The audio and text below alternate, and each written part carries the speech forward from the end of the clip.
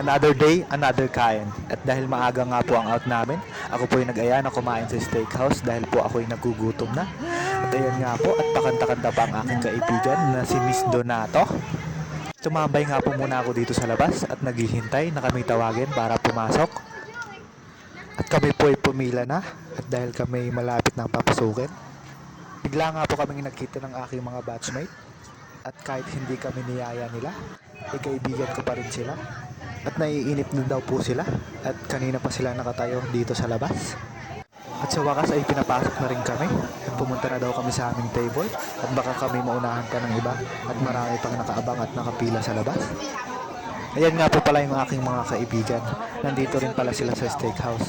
Nagulat nga ako na nandito rin sila. Dito rin daw po sila kakain.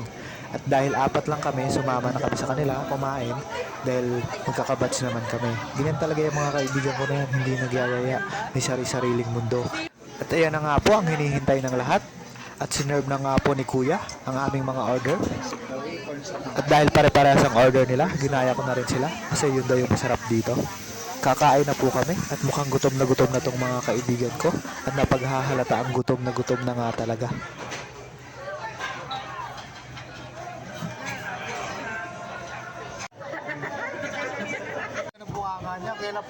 At kami nga po ay nagkukwentuhan pagkatapos namin kumain.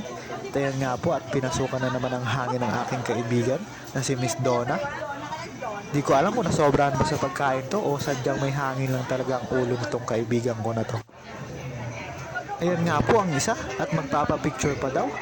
Baka si Julius yan. Pil na pil ni Kuya Julius ah. At dahil ako'y nabusog na, ako'y lumabas muna.